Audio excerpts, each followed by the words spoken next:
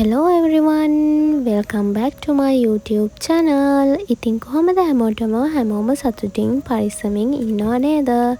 ඔන්න ඉතින් අදත් මම hair care වීඩියෝ එකක් අරගෙන ආවා. අද වීඩියෝ එක නම් ගොඩක් ස්පෙෂල්.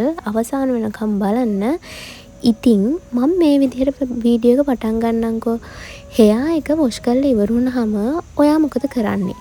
towel එකෙන් hair එක තදින් පිහදනවද? ඉක්මනට කොණ්ඩේ පීරනවද නැත්නම් තෙත hair එකෙන්ම නිදා ගන්නවද?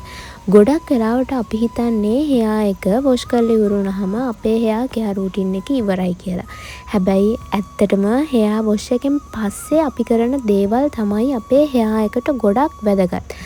මොකද hair එක wash කරලා ඉවරුනාට පස්සේ අපේ hair එක ගොඩක් තෙතයි. ඒ වගේම තෙත පිටින් අපේ කොණ්ඩේ තියෙද්දී අපේ කොණ්ඩේ ගැලවිලා යන්න තියෙන ප්‍රවණතාවය ගොඩක් වැඩි. ඒ නිසා අද මම ඔයාලත් එක්ක ෂෙයා කරගන්න යන්නේ hair wash කරලා ඉවරුනහම මම අනිවාර්යයෙන්ම කරන දේවල් වගේම අපි තෙත පිටින් අපේ කොණ්ඩේට කරන්න ඕනේ නැති දේවල් මොනවද කියලා ඔයාලට කියන්න. ඉතින් ඔයාලගේ hair එක දිගට ලස්සනට healthy look එකකින් තියාගන්න කැමති නම් මේ වීඩියෝ එක අන්තිම වෙනකම් බලන්න. ඉතින් ඒ වගේම මම පාවිච්චි කරන සීරම් මෙහෙම මොනවද කියලා මම ඔයාලට කියනවා. ඉතින් ළමයි මම ඔයාලට කලින් වීඩියෝ එකකදී මගේ hair wash day එකේදී මම කිව්වා මම පාවිච්චි කරන shampoo conditioner මොනවද කියලා. ඉතින් දැන් මම මෙන්න මේ shampoo එකයි conditioner එකයි නාලා තමයි ඉන්නේ. හරි ඉතින් අපි hair එක wash කරලා ඉවරුනහම කරන්න ඕනේ පළවෙනිම දේ තමයි අපේ කොණ්ඩේ තියෙන වතුර ටික හොඳින් ඉවත් කරගන්න එක. ඉතින් කොණ්ඩේ වතුර බේරෙනකොටම මෙන්න මේ විදිහට කොණ්ඩේ හොඳට මිරික ගන්න ඕනේ වතුර ටික අයින් වෙලා යනකම්. ඉතින් මුළු ඇඟේ ශක්තියම දාලා ළමයි කොණ්ඩේ මිරිකන්න යන්න එපා. සාමාන්‍යයෙන් හිමීට කොණ්ඩේ මිරිකලා කොණ්ඩේ තියෙන වතුර ටික අයින් කරන්න. ඉතින් ආපු ගමම මේක කරන්න. ඉතින් මාත් බාත්රූම් එකේදීම තමයි මේක කරන්නේ. ඉතින් ඔයාලට පෙන්වන්න ඕන නිසා තමයි මං දැන් මේ වතුර ටික අයින් කරන්නේ. ඉතින් පළවෙනි ස්ටෙප් එක තමයි ඒක. ඊට පස්සේ අපි කරන්න ඕනේ තමයි මෙන්න මේ වගේ soft towel එකක් ගන්න. ගොඩක් ඝනකම towel එකක් ගන්න එපා. මෙන්න මේ වගේ soft towel එකක් අරගෙන කොණ්ඩේ තෙත මාත්තු කරන එක තමයි කරන්න ඕනේ. ඉතින් මෙන්න මේ වගේ ඝනකම towel නම් ගන්න එපා. මොකද මේ වගේ කොණ්ඩේ ගැට ගැහෙනවා. එතකොට කොණ්ඩේ කැඩිලා යනවා. ඉතින් මෙන්න මේ වගේ හොඳ soft towel එකක් අරගෙන කොණ්ඩේ තෙත මාත්තු කරගන්න. ඉතින් ඔයාලට පුළුවන් නම් microfiber towel එකක් use කරන්නත් පුළුවන්. හැබැයි ඉතින් ඒක නැති වුණා කියලා අනිවාර්යෙන් ගන්න ඕනේ නෑ. ඉතින් ඔයාලගේ ගෙදර මෙන්න මේ වගේ soft towel එකක් තියෙනවා නම් ඒකෙන් ඔයාලගේ කොණ්ඩේ තෙත මාත්තු කරගන්න පුළුවන්. ඉතින් මං අර වගේ ඝනකම towel එකක් ගන්න එපා කියන ළමයි. මොකද අපේ කොණ්ඩේ දැන් තෙතයිනේ. එතකොට ඒ වගේ towel එකකින් අපේ කොණ්ඩේ පිහනකොට අපේ කොණ්ඩේ පැටලෙන්න බලනවා. ඉතින් අපේ කොණ්ඩේ තෙතයි කියන්නේ අපේ කොණ්ඩේ ගැලවිලා යන්න තියෙන ප්‍රවණතාවය ගොඩක් වැඩි. ඉතින් ඔයාට තියෙන clean soft towel එකක් අරගෙන මේ විදිහට හිමීට press කරලා කොණ්ඩේ තියෙන වතුර ටික අයින් කරගන්න. ගොඩක් දෙනෙක් කොණ්ඩේ ඉක්මනට වේල ගන්න ඕන නිසා towel එකෙන් තදින් මෙන්න මේ විදිහට අතුල්ලනවා. කවදාවත් එහෙම කරන්න යන්න එපා. ඒ වගේම තමයි ගොඩක් දෙනෙක් towel එකෙන් hair එක ඔතාගෙන ඉන්නවා. ඉතින් එහෙම කරන්න යන්නත් එපා. එහෙම කරන්න ඇත්තටම අවශ්‍යතාවයක් නැහැ. ඉක්මනට වේලෙනවා කියලා නම් එහෙම කරන්නේ කවදාවත් එහෙම කරන්න එපා. ඉතින් එහෙම කරොත් එහෙම ඔයාලගේ කොණ්ඩේ ගැලවිලා යන්න පුළුවන් වගේම කොණ්ඩේ ඩැමේජ් වෙන්න පුළුවන්. ඒ නිසා towel එකෙන් hair එක තදින් පිහදන්නේ නැතුව මෙන්න මේ විදියට හිමීට press කරලා hair එකේ තියෙන වතුර ටික අයින් කරගන්න. මෙතනදී අපිට කරන්න ඕනේ අපේ කොණ්ඩේ තියෙන හැම වතුර බිඳුවක්ම towel එකෙන් බලෙන් අයින් කරගන්න එක නෙවෙයි. hair එකෙන් වතුර ගොඩක් බේරෙන්නේ නැති තරමට සාමාන්‍ය ප්‍රමාණයට කොණ්ඩේ තියෙන වතුර ටික අයින් කරගත්තාම ඇති. ඉතින් ඊට පස්සේ 80%ක් විතර අපේ කොණ්ඩේ මද පවනේ වේල ගන්න ඕනේ. ඉතින් ළමයි මම හීට් නම් පාවිච්චි කරන්නේ මගේ කොණ්ඩේට. සාමාන්‍යයෙන් වේල ගන්න බැරි වුණ අවස්ථාවකදී විතරයි හීට් එක පාවිච්චි කරන්නේ. නැත්නම් මම හීට් එක පාවිච්චි කරන්නේ මම කොණ්ඩේ කොහොමත් මද පවනෙම තමයි වේලෙන්න දෙන්නේ. මගේ කොණ්ඩේ 80%ක් විතර මද පවනේ දැන් මං වේලගෙන තමයි තියෙන්නේ. ඉතින් ඊට පස්සේ මං කරන දේ තමයි මෙන්න මේ විදිහට කොණ්ඩේ සෙක්ෂන් දෙකකට බෙදාගෙන ඇඟිලි ටිප්ස් වලින් මගේ කොණ්ඩේ තියෙන ගැට ටික හිමීට කඩලා අයින් කරගන්නවා.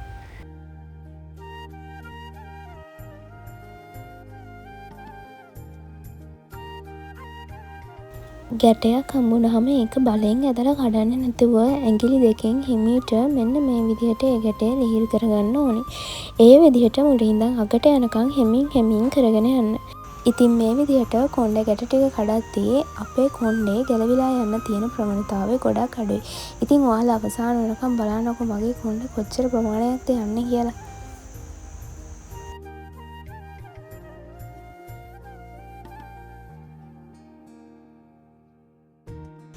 හැබැයි ළමයි මතක තියාගන්න ගැටයක් අහු වුණාම ඒක තදින් බලෙන් අදින්න යන්න නම් එපා.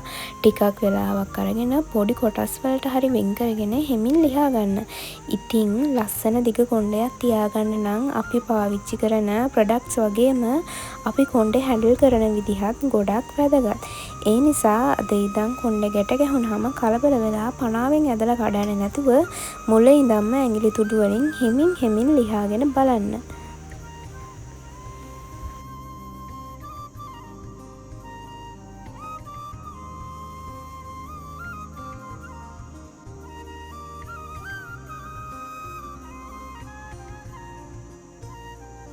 හරි ඉතින් ඊට පස්සේ අපි කරන්න ඕනේ දෙයක් තමයි අපේ කොණ්ඩෙට සීරම් එකක් හරි ඔයිල් එකක් හරි ඇප්ලයි කරගන්න එක. ඉතින් ගොඩක් අය අහලා තිබ්බනේ මම පාවිච්චි කරන හෙයා සීරම් එක මොකක්ද කියලා. ඉතින් මම මෙන්න මේ හෙයා සීරම් එක තමයි පාවිච්චි කරන්නේ. ඉතින් මම හැමතිස්සෙම මේ හෙයා සීරම් එක පාවිච්චි කරන්නේ නැහැ. මම ගොඩක් වෙලාවට මගේ කොණ්ඩේ ඩ්‍රයි වෙලා නම් ක්‍රිසි වෙලා නම් මෙන්න මේ හෙයා සීරම් එක පාවිච්චි කරනවා. ඉතින් මම දැන් පාවිච්චි කරන්නේ නැහැ. මොකද මගේ කොණ්ඩේ ගොඩක් ඩ්‍රයි වෙලා නැහැ. ඉතින් ඔයාලට හෙයා සීරම් එකක් වගේම හෙයා ඔයිල් එකක් පාවිච්චි කරගන්න පුළුවන්. මම ගොඩක් දුරට හෙයා ඔයිල් එකක් තමයි පාවිච්චි කරන්නේ. ඉතින් ගොඩක් දෙනෙක් මගෙන් හෙයා සීරම් එක මොකක්ද කියලා අහලා තිබ්බ නිසා තමයි මම මේ හෙයා සීරම් එක පෙන්නුවේ. ඉතින් මම මේක කොණ්ඩේ හෙයා ස්ටයිල් දානකොට එහෙම පාවිච්චි කරනවා. මොකද ඉක්මනට ගැට ලියා ගන්න පුළුවන් ගැට ගැහුනොත්. ඉතින් ඒ නිසා මෙන්න මේ හෙයා සීරම් එක තමයි මම පාවිච්චි කරන්නේ. ඉතින් මට මේ හෙයා සීරම් එකේ කියන්න වරදක් නැහැ. ඉතින් කොණ්ඩේ ගැට ටික එහෙම ලියා ගන්න ඇත්තටම හොඳයි. ඉතින් ඔයාලත් පාවිච්චි කරනවා නම් ඔයාලගේ එක්ස්පීරියන්ස් එක කියාගෙන යන්න. ඉතින් මම හෙයා එක වොෂ් කරාට පස්සේ පාවිච්චි කරන හෙයා ඔයිල් එක තමයි මේ තියෙන්නේ. මේක හෙයා ඔයිල් එකක් වගේම හෙයා සීරම් එකක් විදිහටත් පාවිච්චි කරන්න පුළුවන්.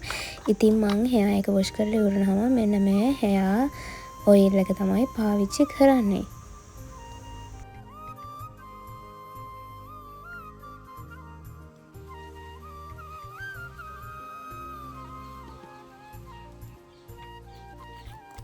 ඉතින් හෙයා ඔයිල් එකෙන් පොඩි ප්‍රමාණයක් අතට අරගෙන ඒක හොඳට මගේ කොණ්ඩේ උඩ ඉඳන් අගට යනකම් ගාගෙන යනවා. ඉතින් ළමයි අපේ කොණ්ඩේ අග කොටසට තමයි වැඩි අවධානයක් දෙන්න ඕනේ. මොකද අපේ කොණ්ඩේ අග කොටස තමයි ළමයි වැඩිපුර ඩ්‍රයි වෙන්න බලන්නේ. ඉතින් ඒ නිසා අපි වැඩිපුර අවධානය දෙන්න ඕනේ අපේ කොණ්ඩේ එන්ඩ්ස් වලට. ඉතින් මෙන්න මේ විදිහට මම මගේ කොණ්ඩේ තෙල් ටිකක් ගා ගන්නවා. මොකද මෙහෙම තෙල් ගාගත්තාම ළමයි අපේ කොණ්ඩේ ගැට ගැහෙන ප්‍රමාණය ගොඩක් අඩුයි. ඒ වගේම කොණ්ඩේ පීරන්න හෙයා ස්ටයිල් එකක් දානවා නම් හෙයා ස්ටයිල් එකක් දාන්න පවා හරිම ලේසි. කොණ්ඩේ තෙල් ටිකක් හරි හෙයා සීරම් එකක් හරි ගාලා තියෙනවනේ.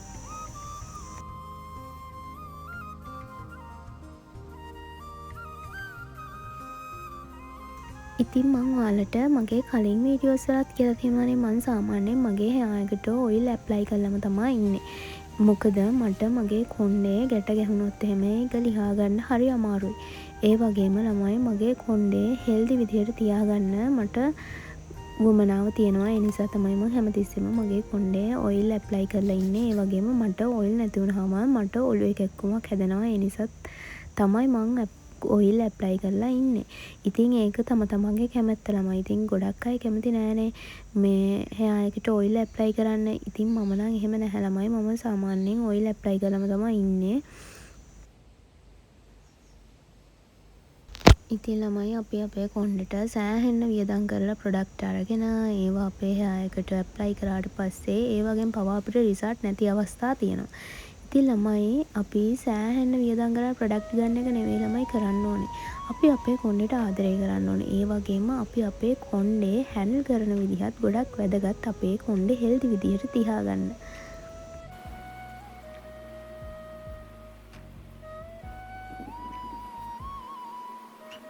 ඔයිල් ඇප්ලයි කරාට පස්සේ අපි කරන්න ඕනේ ඊළඟ පියවර තමයි අපේ කොණ්ඩේ පීර ගන්න එක. ඉතින් ළමයි මම ඔයාලට කලින් වීඩියෝ වල කිව්වනේ මට මේ ලොකු දති 50 හරියන්නේ නැහැ. ඉතින් ඔයාලට ලොකු දති 50 හරියනවා නම් ලොකු දති 50කින් පීර ගන්න. ඉතින් මට හරියන්නේ මෙන්න මේ මගේ ඓතිහාසික 50 ළමයි. මම ඔයාලට කිව්වනේ ළමයි මගේ කොණ්ඩේ දික් කරන්න පටන් ගත්ත කාලේ ඉඳන් මම පාවිච්චි කරන්නේ මෙන්න මේ 50. ඉතින් ළමයි කොණ්ඩේ පීරද්දි මෙන්න මේ විදියට හයියෙන් ඇදලා නම් කොණ්ඩේ පීර ගන්න එපා. ඔයාලා කරන්න ඕනේ කොණ්ඩේ අග ඉඳන් උඩට පීරගෙන එන එක. ඉතින් මෙන්න මේ විදියට ඔයාලගේ කොණ්ඩේ දිග නම් අත වටේ කොණ්ඩේ ඉස්සල්ලාම පටල ගන්න. ඊට පස්සේ කොණ්ඩේ හිමීට අග ඉඳන් උඩට පීරගෙන එන්න. අපි ඉස්සල්ලාම අපේ ඇඟිලි ටිප්ස් වලින් අපේ තියෙන කොණ්ඩේ ගැට ටික කඩා ගන්න. ඉතින් ඔයාලට මෙහෙම පීරගෙන යනකොට තේරෙයි අපේ කොණ්ඩේ කොච්චර ගැට අඩුද කියලා.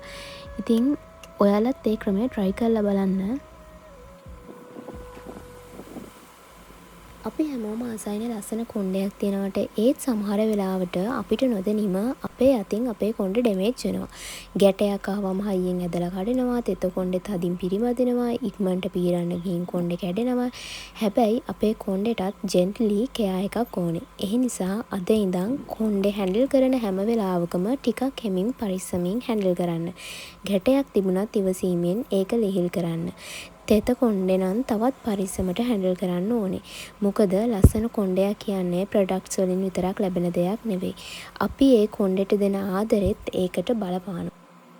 ඉතින් ළමයි බලන්නකෝ මගේ කොණ්ඩේ පීරලා වුණාම ගිහින් තියෙන ප්‍රමාණය කොච්චරක්ද යන්නේ කියලා. ඉතින් කේස් ගස් දෙකක් තුනක් වගේ තමයි ඉතින් ගිහින් තියෙන්නේ. ඉතින් ඔයාලත් මේ ස්ටෙප් ටික අනුගමනය කරොත් එහෙම ඔයාලගේ කොණ්ඩෙත් ගැලවිලා යන එක අඩු කරගන්න පුළුවන්. ඊට පස්සේ විශේෂයෙන්ම කරන්න ඕන දේ තමයි ළමයි ඔයාලා කොණ්ඩේ පීරලා ඉවර වුණාම බලන්න ඔයාලගේ කොණ්ඩේ අග කොටස ගොඩක් ප්‍රසීද කියලා. එහෙම ප්‍රසී වගේ දැනුනොත් එහෙම අනිවාර්යෙන් ඔයාලා ඔයිල් එකෙන් හරි සීරම් එකෙන් හරි පොඩි ප්‍රමාණයක් අරගෙන ඒ ටික එන්ඩ් එකේ ගාගන්න. ඉතින් බලන්නකො ළමයි මගේ කොණ්ඩේ දැන් එක ගැටයක්වත් නැතුව හරිම නීට් එකට කොණ්ඩේ තියෙනවා.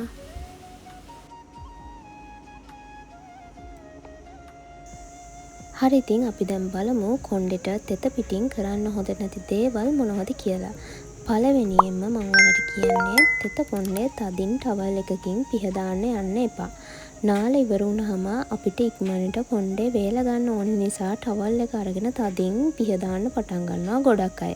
හැබැයි ඒ වෙනුවට කොණ්ඩේ මෘදු විදිහට ප්‍රෙස් කරලා කොණ්ඩේ තියෙන වතුර ටික හිමීට තෙත මාත්තු කරලා අයින් කරගන්න එක හොඳයි. විශේෂයෙන්ම කොණ්ඩේ දිග නම් තෙත කොණ්ඩේ ටවල් එකෙන් තදින් පිහදාන එකෙන් වෙන්නේ අපේ කොණ්ඩේ ඩැමේජ් වෙන එක. ඒ නිසා කොණ්ඩේ තදින් පිහදානවා වෙනුවට කොණ්ඩේ ටවල් එකෙන් හිමීට ප්‍රෙස් කරලා කොණ්ඩේ තියෙන තෙත වතුර ටික අයින් කරලා දාන්න. දෙවෙනි දේ තමයි තෙත කොණ්ඩේ හයියෙන් පීරන්න යන්නත් එපා. අපේ කොණ්ඩේ තෙත වෙලාවට ඉක්මනින් කොණ්ඩේ ගැලවිලා යන්න පුළුවන්. ඒ නිසා ගැට තියෙනවා නම් එකපාරට හයියෙන් ඇදලා පීරන්න යන්න එපා. හයියෙන් කොණ්ඩේ ගැට කඩන්න යන්න එපා. මුලින්ම ඇඟිලි තුඩු වලින් ගැට ටිකක් හිමීට කඩලා පීර ගන්න. ඊට පස්සේ එන්ඩ්ස් වලින් අරගෙන හිමීට කොණ්ඩේ උඩට එනකම් පීරගෙන යන්න. මොකද අපිට අවශ්‍ය වෙන්නේ ගැට ඉක්මනට කඩන එක නෙවෙයි කොණ්ඩේ ආරක්ෂා කරගෙන කොණ්ඩේ ගැට ටික ලිහා ගන්න එක. තුන්වෙනි දේ තමයි තෙත කොණ්ඩේ ගොඩක් තදට බැඳගෙන ඉන්න එක. නාලා ඉවර වුණාම කොණ්ඩේ තාම තෙතයි කියලා දැනම කොණ්ඩේ තදට බැඳගෙන ඉන්නවා නම් ඒක ගොඩක් නරක පුරුද්දක්. තෙත කොණ්ඩේ ගොඩක් තදට බැඳගෙන ඉන්නවා නම් අනිවාර්යෙන් ඔයාලගේ කොණ්ඩේ යන එක ගැන අහන්න දෙයක් නෑ ළමයි. හතරවෙනි දේ තමයි ළමයි තෙත කොණ්ඩේ පිටින් නිදා ගන්න එක. ඉතින් ළමයි රැයට නාලා ඉවර වෙලා කොණ්ඩේ තාමත් හොඳටම තෙතයි කියලා තේරෙනවා නම් ඒ විදිහටම නිදා ගන්න එක ස්කිප් කරන්න. මොකද අපේ කොණ්ඩේ ගොඩක් ඩැමේජ් වෙන්න බලනවා තෙත පිටින් නිදාගත්තාම. කොණ්ඩේට හිස් හොරියන්න බලනවා. ඒ වගේම සමහර වෙලාවට කොණ්ඩේ වේලුන් නැති වුණොත් එහෙම බෑඩ් ස්මෙල් එකක් එන්න බලනවා. ඒ වගේම ඔළුවේ කැක්කුම් වගේ දේවලුත් එන්න බලනවා. පස්වෙනි දේ තමයි අපේ තෙත කොණ්ඩෙට හීට් එක දෙන එක. ඉතින් ළමයි කොණ්ඩෙට හීට් එක දෙන්න එපා. අනිවාර්යෙන් කොණ්ඩේ මද පවනෙම වේලෙන්න දෙන්න. අපේ කොණ්ඩෙට හීට් එක දෙනවා කියන්නේ ළමයි කොණ්ඩෙට තියෙන ආසාව අත්හැර ගන්න. මොකද අපේ කොණ්ඩේ සෑහෙන්න යන්න බලනවා. ඉතින් ළමයි ඔයාලත් ඔයාලගේ hair එකට ආදරය කරන කෙනෙක් නම් ඔයාලට මේ වීඩියෝ එක වැදගත් වෙන්න ඇති කියලා මං හිතනවා. ඉතින් ඔයාලත් ඔයාලගේ කොණ්ඩෙට ආදරය කරන්න. පරිස්සම් කරගන්න. කොණ්ඩේ හැන්ඩල් කරනකොට හරිම පරිස්සමෙන් කොණ්ඩේ හැන්ඩල් කරන්න. ඉතින් මං හිතනවා මේ වීඩියෝ එක ඔයාලට ප්‍රයෝජනවත් වෙන්න ඇති කියලා. එහෙනම් ඉතින් තව ඉස්සරහට ලස්සන වීඩියෝස් වලින් හම්බෙමු. මං අතට ගිහින් එන්නම්. Thank you for watching. Bye bye.